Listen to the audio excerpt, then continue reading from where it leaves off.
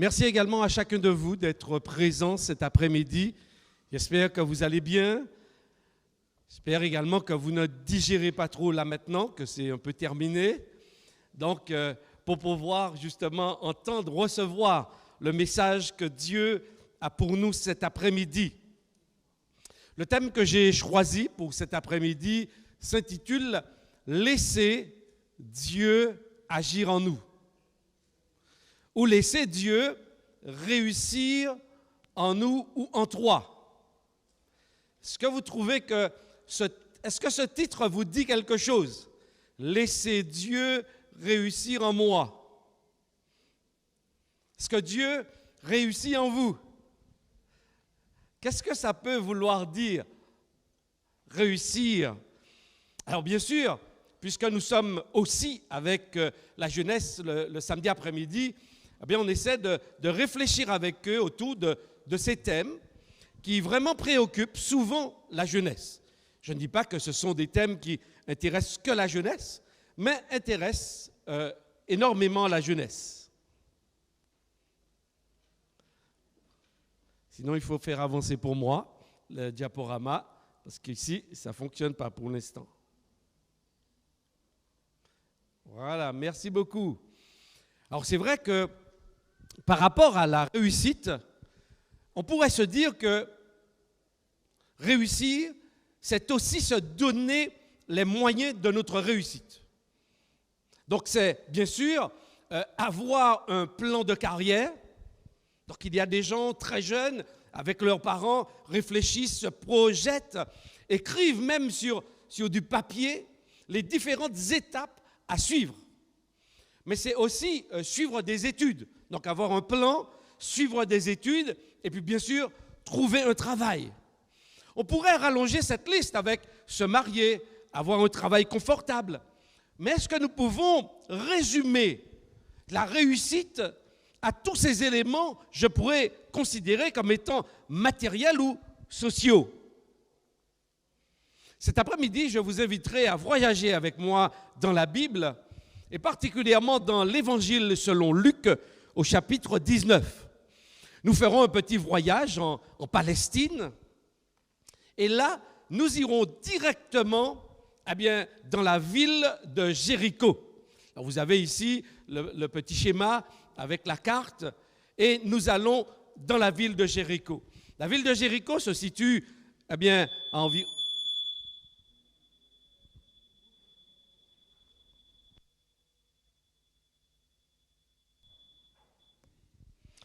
La ville de Jéricho se situe environ à 9 kilomètres au nord de la mer Morte. Il faut savoir que la mer Morte elle se situe au-dessous du niveau de la mer, à environ moins 437 mètres. Et l'eau est tellement dense, elle est tellement salée, que même si vous ne savez pas nager, lorsque vous entrez, vous commencez à vous asseoir et vous flottez. C'est vraiment quelque chose d'incroyable. Même dans très peu d'eau, vous vous asseyez dans l'eau et vous restez assis et vous ne coulez pas. Et donc, on va se retrouver dans ce petit village de Jéricho. Et là, Jésus fera une rencontre. La Bible nous dit, oui, qu'il y avait là un homme à Jéricho qui s'appelait Zachée. La Bible nous dit également que Zachée était riche et il exerçait la profession de collecteur d'impôts. Alors, deux éléments quand même qui sont très intéressants. Donc, on connaît son nom, on connaît le lieu où il habite. Et la Bible nous dit également qu'il était riche. Et sa profession, collecteur d'impôts. Il faut savoir qu'à l'époque de Jésus, être collecteur d'impôts, c'est travailler avec les Romains. Et dans ces villes de Palestine, il ne faisait pas, ce n'était pas très agréable aux yeux des autres et des uns de travailler pour l'ennemi. Alors souvent, ces personnes qui relevaient et qui taxaient à chaque fois qu'ils entraient dans les villes, à Jérusalem, etc., les commerçants, ces personnes n'étaient vraiment pas très bien vues. Elles avaient de très mauvaises réputations Et on laisse même entendre qu'elle s'enrichissait au détriment des plus pauvres.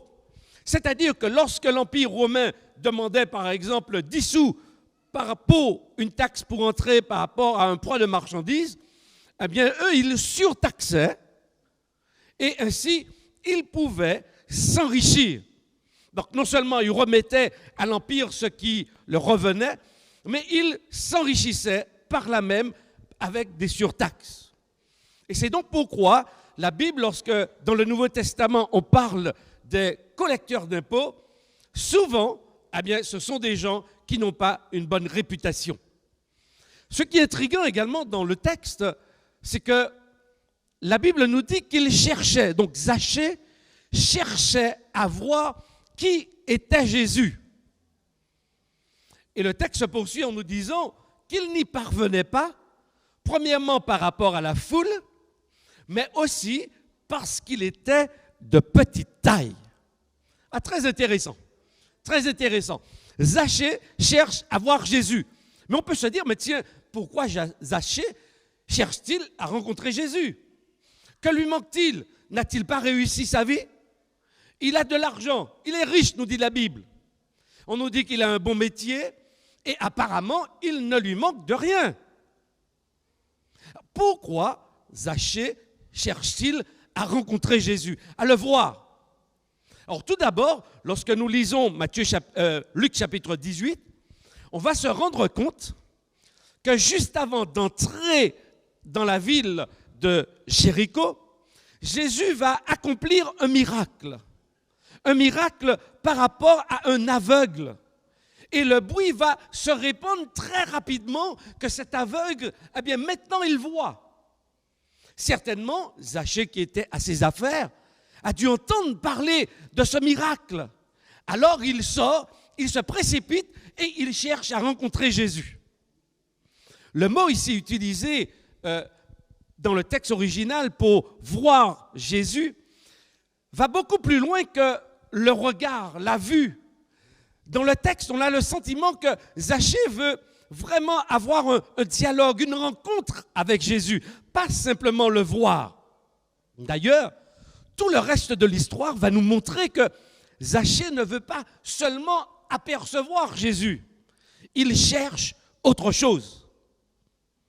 D'ailleurs, vous voyez dans la suite du texte, au verset 4, il nous est dit que Zachée va courir en avant et il va monter sur un sycomore pour voir Jésus. À 2 reprises, donc, le texte va préciser que Zachée veut voir Jésus. Et il se donne les moyens. Oui, il y a des obstacles. L'obstacle premier, c'est la foule. Vous savez, lorsqu'il y a des gens qui ne nous sont pas toujours favorables et que l'on se retrouve dans un contexte où ils sont présents et on a certaines facilités, on a tendance à leur serrer un peu les vis. Et c'est un peu ce qui se passe dans cette histoire. Tout le monde connaît Zachée et on voit qu'il veut rencontrer Jésus, mais la foule, eh bien, c'est le premier obstacle. Vous voyez que Zachée ne va pas se laisser démonter. Zachée, nous dit le texte, va courir. Et en dépit de sa petite taille, qu'est-ce qu'il va faire? Il va grimper sur un sycomore. Alors, un sycomore, c'est un arbre quand même assez gros. J'ai mis une photo à peu près de ce type d'arbre. Et donc, on comprend parfaitement que Zachée soit monté, soit à l'aise sur ce sycomore. Mais quand je lis l'histoire, je me dis, mais je pense que Zachée ne devait pas être le seul sur le sycomore. Parce que généralement, lorsqu'il y a ce genre d'événement, ce genre de personnage, eh bien, la foule se presse. Et les uns et les autres doivent se mettre dans des positions où ils peuvent au moins voir sans que la foule ne puisse les empêcher. Alors on comprend que lui, Zachée, eh bien, il a finalement trouvé une place. Mais observez dans le texte, Zachée, certainement ne devait pas être très âgé. Parce que tout le comportement de Zachée ressemble à celui d'un enfant. En effet, il cherche à voir Jésus, il cherche à se faufiler au travers de la foule, et même il n'hésite pas à grimper dans un arbre pour voir Jésus. Rien n'empêchera Zachée de rencontrer Jésus ce jour-là. Poursuivons un peu notre histoire. Zachée, il fait tout son programme, il s'organise. Et de l'autre côté, vous avez Jésus. Donc, après la guérison, il entre donc dans Jéricho. Et lorsqu'il fut arrivé à cet endroit, on est quand même intrigué. Parce que le texte nous dit que lorsque Jésus fut arrivé à cet endroit, il leva les yeux, le vit et lui dit « Zachée ». C'est quand même intriguant. Pourquoi, parmi toutes les personnes de la foule, Jésus n'interpelle personne? Pourquoi, par rapport peut-être à tous ceux qui sont sur ce sycomore et les autres arbres, puisque c'était aussi une ville de palmiers, pourquoi Jésus n'interpelle pas les autres personnes? N'oubliez pas, le texte nous dit que Zachée cherchait à voir qui était Jésus. Alors, Jésus, nous dit le texte, va s'arrêter juste là où se situe Zachée. Et observez ce que Jésus va poser comme action. Jésus va lever les yeux, donc il s'arrête, il lève les yeux, il voit Zachée et il s'adresse à lui par son prénom. Vous ne trouvez pas tout cela intriguant? Peut-être que parfois nous pouvons avoir la pensée que Dieu ne nous connaît pas, qu'il y a tellement de personnes sur la planète Terre que nous sommes un numéro parmi tant d'autres, une personne parmi des milliards. Dans ce texte, l'attitude de Jésus est intrigante. Elle est extraordinaire parce que Jésus, on a le sentiment qu'au plus profond de lui-même, il sait que Zachée cherche. Et Zachée le cherche. Il lève les yeux, il le regarde et il lui parle. Il l'appelle donc par son nom. Ce qui veut dire que même lorsque nous sommes au milieu d'une foule, même lorsque nous sommes au milieu de milliers d'habitants ou de milliards d'habitants, je peux savoir que le Dieu de la Bible me connaît par mon nom. La Bible me dit même que le Dieu de la Bible connaît le nombre de cheveux qu'il y a sur ma tête. Mais observez, Jésus ne se contente pas simplement de passer, de dire « Hey, Zachée, viens me voir ». Non. Est-ce que vous voyez l'attention que Jésus porte à Zachée? Pourtant, je vous l'ai dit, Zachée, c'est quelqu'un quand même d'assez louche. Ce n'est pas quelqu'un de très sérieux. Certes, il est riche, mais comment a-t-il constitué sa fortune? Au détriment des autres, par le vol. Notez qu'en dépit de la situation sociale et même, je dirais, morale de Zachée, Jésus lève les yeux, le voit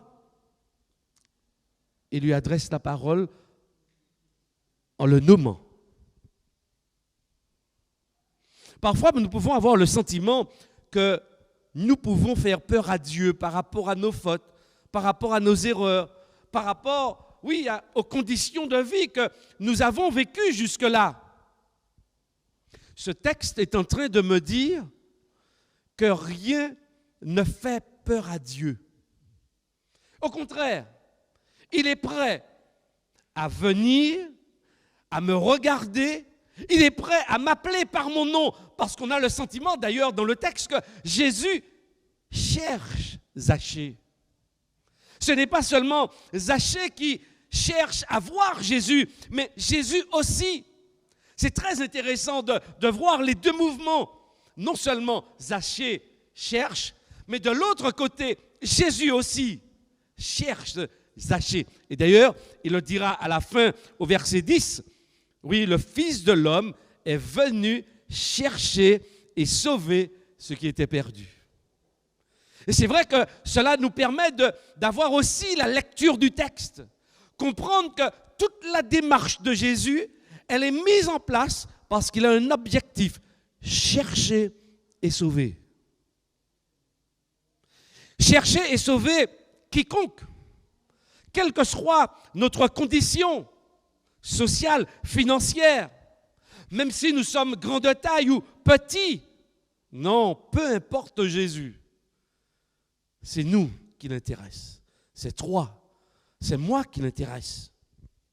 Oui, et Jésus, quel que soit le regard des autres, et vous allez l'observer tout à l'heure, eh bien, lui, il fait fi de tout ce que les autres pourraient penser, parce qu'il s'intéresse à la personne particulière qui, ce jour-là, le recherche. Ce n'est pas à dire que Jésus ne s'intéresse pas à la foule en général, non, mais c'est que cette personne-là a un besoin, cette personne veut le rencontrer.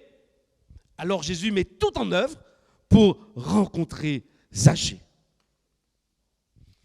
Écoutez maintenant la réponse de Jésus. Donc Jésus lui parle, le voit, lève les yeux, il l'appelle par son nom. Dépêche-toi de descendre. Il faut que je m'arrête aujourd'hui chez toi. Il faut que je demeure aujourd'hui chez toi. C'est quand même drôle, non? Si quelqu'un s'invite comme ça chez vous, vous l'auriez accueilli? Si je viens vous voir tout à l'heure et je vous dis, OK, il faut que je vienne demeurer chez toi aujourd'hui, je pense que vous allez ouvrir des yeux. Vous allez vous dire, attendez, il a un problème ce monsieur. Non? Ah, vous êtes endormi cet après-midi, vous digérez. Alors, qu'en pensez-vous? Mais vous ne trouvez pas que Jésus est quand même un peu culotté? Il faut que je demeure aujourd'hui chez toi. Et puis, est-ce que ce n'est pas est-ce que tu peux ou j'aimerais? Non, c'est un impératif. Il faut. Dépêche-toi de descendre, Zachée. Entre parenthèses, notez le mouvement. Zachée veut voir Jésus et pour voir Jésus, il grimpe sur un sycomore. Lorsque Jésus le rencontre, Jésus lui dit, descends, Zachée. Dépêche-toi de descendre. Ah, moi, ça me fait penser à quelque chose. Je ne sais pas à quoi vous pensez, mais moi, je pense souvent à notre orgueil. Parfois, notre orgueil peut être, et souvent est un obstacle dans la rencontre avec Jésus. Notre orgueil est un obstacle à cette demande de Jésus. Dépêche-toi de descendre, il faut que je demeure aujourd'hui chez toi. Et quand on étudie bien le texte, il ne s'agit pas seulement d'être de passage chez Zachée, non, pas du tout. Le texte dit bien demeurer, habiter avec. Jésus ne veut pas seulement camper quelques minutes avec Zachée, pas du tout. Le texte laisse bien entendre et Zachée l'entend et le comprend. Il faut que je demeure, or le texte dit bien que je m'arrête, mais l'idée c'est vraiment demeurer, vivre avec lui, entrer en relation, non pas pour quelques minutes, mais cheminer, entreprendre une relation personnelle, individuelle, avec Dieu, avec Jésus. Donc oui, parfois notre orgueil nous empêche. Parfois le Saint-Esprit vient nous parler, le Saint-Esprit vient nous convaincre et nous dit, mais c'est la bonne direction. Jésus, c'est celui dont tu as besoin dans ta vie. Et nous lui disons, ah j'entends, c'est vrai que c'est super, ça me fait du bien. Et nous restons sur notre arbre perché. Nous bloquons parfois la relation que Jésus voudrait avoir avec nous. Mais vous observez que le texte nous dit, Jésus d'ailleurs est dans cette même logique que Zachée, sur le même mode d'ailleurs enfant. Allez, dépêche-toi de descendre. on a le sentiment que ce sont deux enfants qui sont en train de jouer. Et Jésus lui dit, allez, dépêche-toi de descendre. Il faut que je demeure aujourd'hui. Vous avez vu la question d'aujourd'hui? Jésus ne lui dit pas, écoute Zachée, sans problème, eh bien, la prochaine fois que je passerai à Jéricho, eh bien, prépare-moi une petite chambre, un petit lit, et puis je vais m'installer. Tu vas me recevoir. Ce qui compte pour Jésus dans la rencontre, c'est maintenant, tout de suite, pas demain ou après-demain. C'est quand même incroyable. Jésus, il faisait route, effectivement, vers Jérusalem. Il passe par Jéricho. Et là, oui, tout nous laisse entendre qu'il devait rencontrer Zachée. Et il devait le rencontrer ce jour-là. Tu as dû déjà poser la question du pourquoi tu as participé pendant ces quelques jours à ces moments de partage, d'étude de la parole de Dieu. Ce n'est pas un hasard. C'est parce que le Saint-Esprit, bien sûr, avec des amis, des parents, eh bien, t'ont conduit, tu as entendu. Et aujourd'hui, Jésus est en train de te dire et de me rappeler à moi, et dit Michel, il faut que je demeure aujourd'hui dans ta maison. Quelle sera donc ta réponse? Quelle sera ma réponse à cette demande de Jésus, à cette injonction? Il faut que je demeure aujourd'hui dans ta maison. À toi de descendre. Si tu restes sur ton arbre, la relation ne sera pas possible. Et être avec Jésus, ce n'est pas rester sur son arbre. C'est descendre. Vous avez vu que Jésus n'a pas grimpé à l'arbre. Mais l'intention de Jésus, c'est bien de faire à Zachée comprendre qu'il veut de la rencontre. Mais Zachée doit prendre aussi l'initiative. Jésus s'est arrêté. Jésus a levé les yeux. Jésus l'a vu. Jésus l'a appelé. Mais après, Jésus ne peut plus rien faire. Ça veut dire que nous avons une réponse à donner à Jésus. Lorsque Jésus dit « Dépêche-toi de descendre, Zachée, il faut que je demeure chez toi aujourd'hui », Zachée aurait pu lui dire « Ah non, non, je n'ai pas prévu ça, je n'ai pas prévu de nourriture ce midi. Je n'ai pas à manger pour toi. » Que fait Zachée? Le texte nous dit que Zachée se hâta, s'empressa de descendre et l'accueillit avec joie. On a le sentiment, en lisant le texte, que Zachée n'attendait que ça. Il attendait ce moment de la rencontre. Oui, il ne savait pas forcément ce qu'il aurait trouvé lorsqu'il voulait voir Jésus. Mais maintenant qu'il voit que Jésus s'arrête, que Jésus le regarde, que Jésus l'appelle par son nom, alors Zachée ne peut pas rester sur son arbre. Il descend rapidement. Zachée, nous dit le texte, s'empressa de descendre et l'accueillit avec joie. Pourtant, on aurait pu penser, comme je vous l'ai dit tout à l'heure, qu'il ne manquait de rien à Zachée. Il avait de l'argent, il était riche, il avait aussi des amis du côté des Romains, mais certainement aussi du côté des Juifs. Zachée, oui, vivait quand même avec un certain complexe. Oui, il était, nous dit le texte, de petite taille. Et quand on vit avec des complexes, eh bien, parfois, on se met à beaucoup travailler pour faire oublier le manque que nous avons ou le handicap que nous pouvons avoir. Je me souviens qu'en faisant mes études, eh bien, j'ai croisé la route d'un professeur qui était excellent mais exécrable. Il avait les deux. excellent, exécrable. Exécrable avec tous les étudiants. Pourquoi? Parce qu'il avait eu un accident et il était maintenant infirme de son pied gauche. Et on l'a compris en fait au fur et à mesure dans la relation avec lui. Mais il faisait subir à tout le monde toutes ces misères, toutes ces peines. Et parfois cela arrive. C'est ce qu'on appelle la compensation. Et derrière, eh bien, on fait voir aux autres toutes sortes de misères. Et certainement, d'après ce que je lis dans Luc chapitre 19, Zachée était dans ce sens. Il était dans cette logique.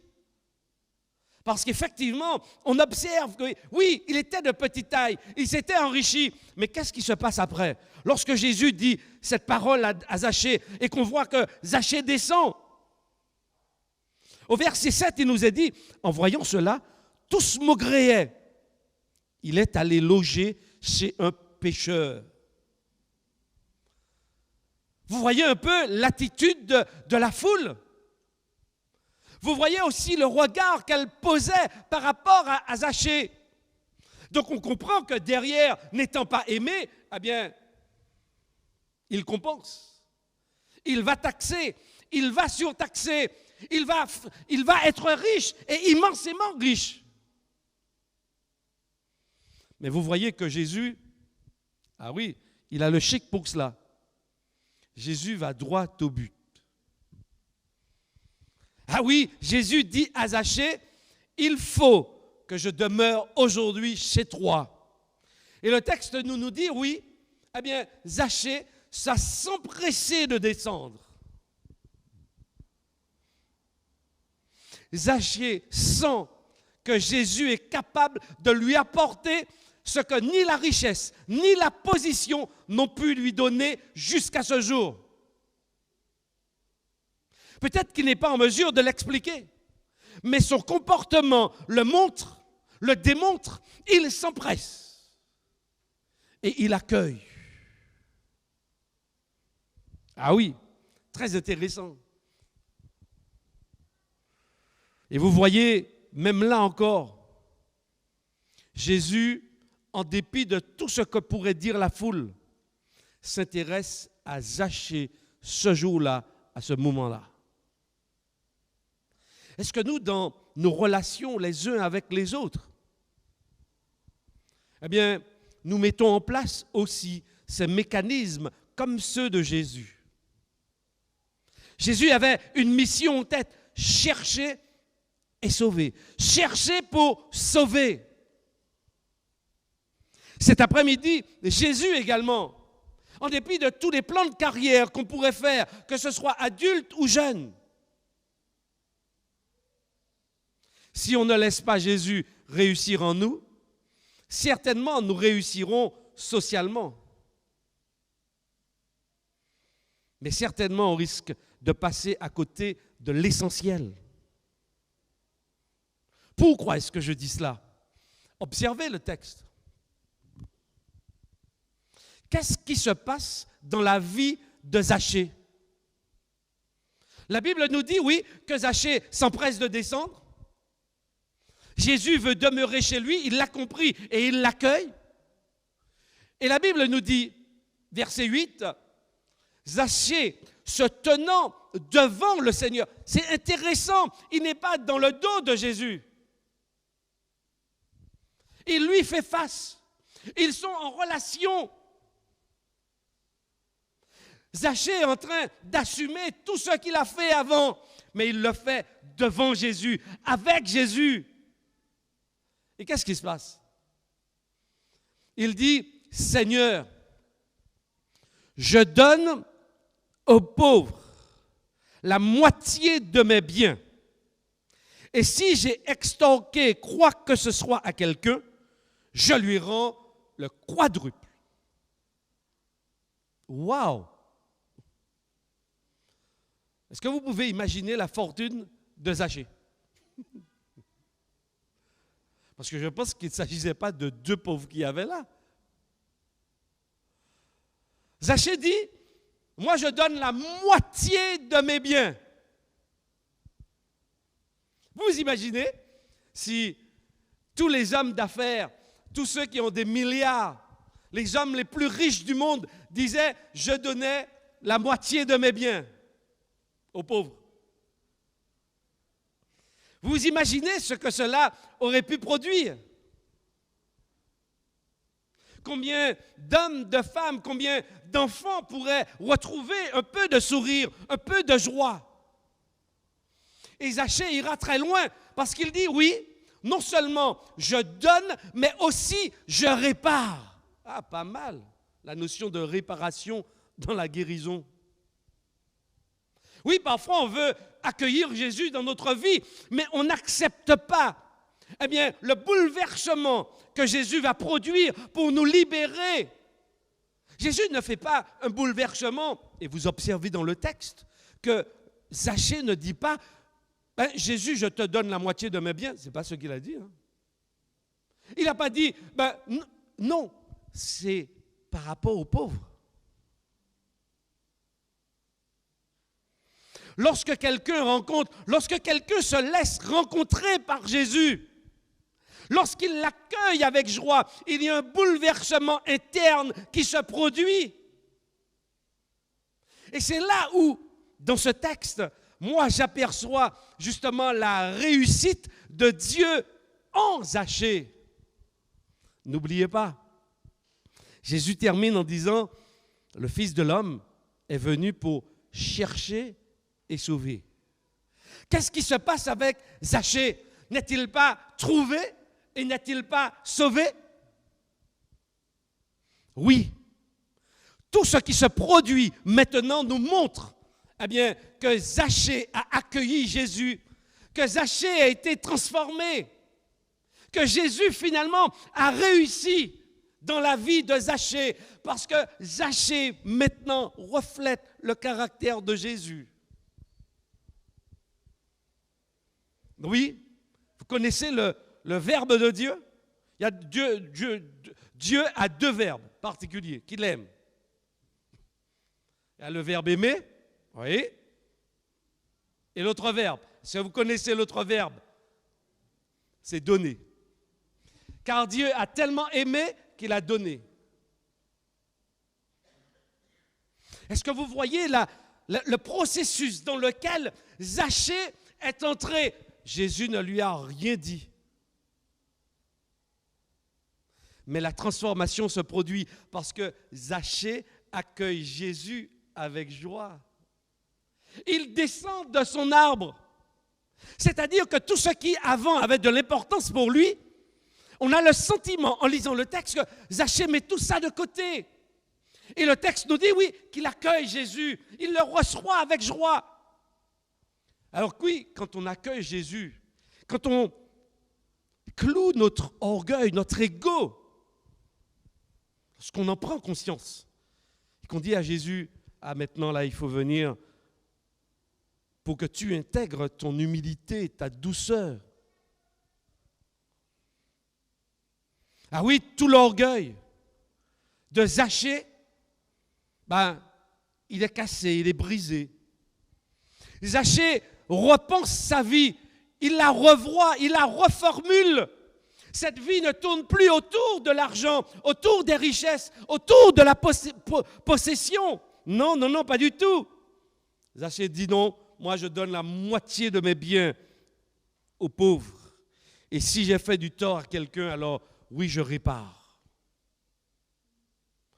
Oui, rencontrer Jésus, c'est aussi pouvoir entrer dans le processus de la réparation des autres. Lorsque nous avons la possibilité de le faire. Alors oui, faire des démarches personnelles auprès de ces personnes, peut-être que nous avons trompé, auprès desquelles eh bien, nous avons été médisants, et auprès desquelles eh bien, nous avons posé des actes douloureux parfois. La réparation.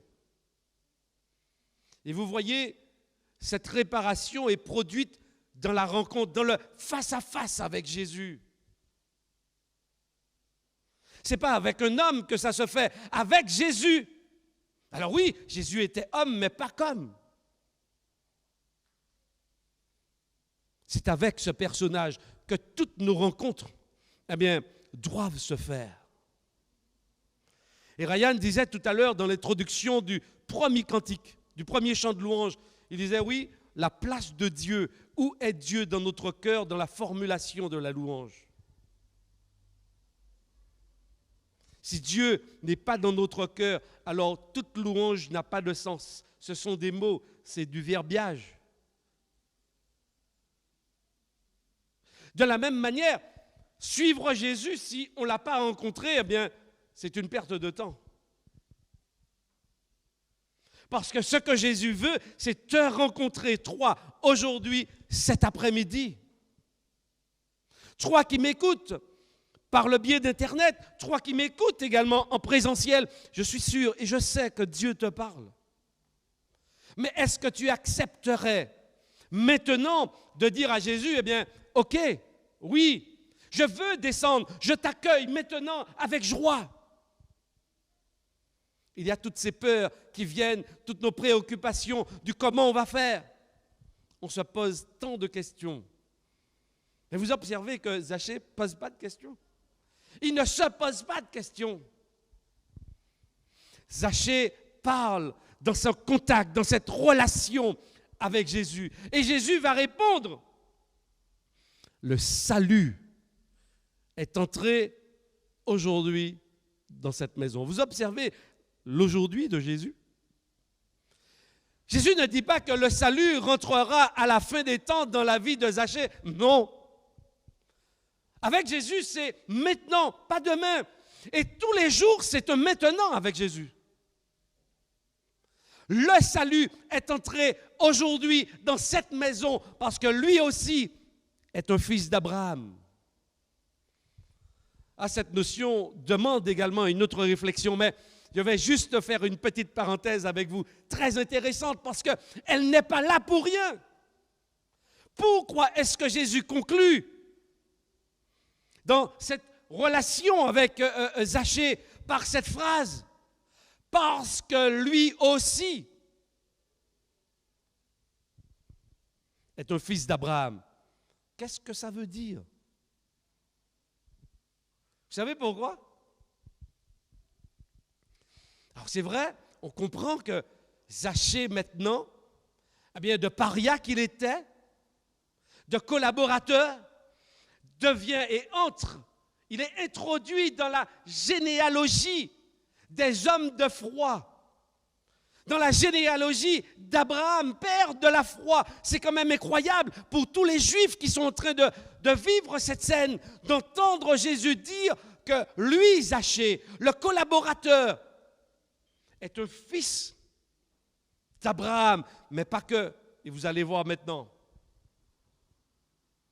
Dans Matthieu chapitre 1, verset 1, voici ce qui est dit. Voici la généalogie de Jésus-Christ, fils de David, fils d'Abraham. Le texte parle autrement. Jésus donc est en train d'introduire Zachée dans sa propre généalogie. Zachée devient donc le frère de Jésus. Zachée maintenant, oui, on comprend, le salut est entré parce que Zachée entre maintenant dans la généalogie de Jésus. Pas que celle d'Abraham, mais de celle de Jésus, le sauveur de l'humanité. Oui, c'est vraiment extraordinaire, c'est formidable comment la Bible nous parle. Comment les auteurs de la Bible nous permettent de comprendre que Dieu ne nous abandonne pas, que Dieu nous aime, mais que Dieu veut réussir en nous. Et la plus grande réussite de Dieu en nous, c'est que finalement on abdique et qu'on accueille son salut dans nos vies. Qu'on accueille Jésus comme sauveur et Seigneur de nos vies. C'est ça la plus grande victoire, c'est ça la plus grande réussite. À quoi cela servirait-il à un homme de gagner tout le monde s'il perd sa vie?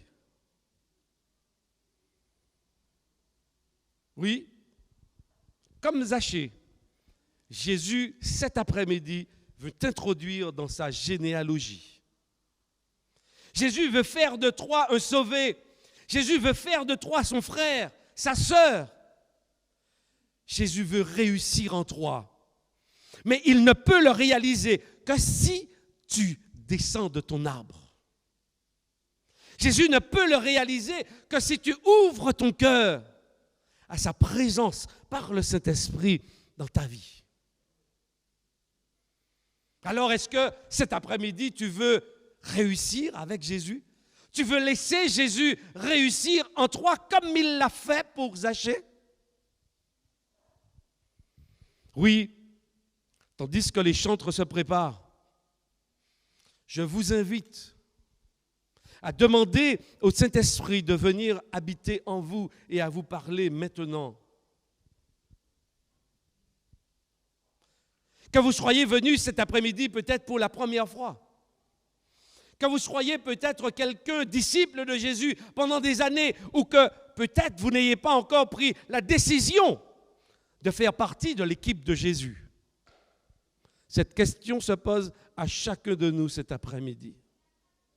Nous sommes tous au même niveau. Est-ce que nous voulons, est-ce que tu veux que Jésus réussisse en toi? Moi, je dis à Jésus oui. Je veux que tu réussisses en moi. Je veux lâcher prise, je veux abdiquer et te laisser me façonner comme il l'a fait pour Zachée. Oui, Jésus veut le faire pour toi. Mais il te pose cette question, est-ce que tu veux descendre? Descends de ton arbre, viens. Je suis là pour toi, je te connais. Ne laisse pas passer l'occasion, l'opportunité, cet après-midi, de laisser Jésus te rencontrer et réussir en toi. Je vous invite à vous tenir debout, tandis que le Saint-Esprit vous parle. Je vous invite à vous tenir debout et nous allons prier. Notre Dieu et notre Père céleste, dans ton amour, tu nous as permis de venir ici cet après-midi, dans ce lieu. Tu nous as permis d'allumer nos ordinateurs et de pouvoir entendre ta parole. Et comme à Zachée, tu nous adresses cette question.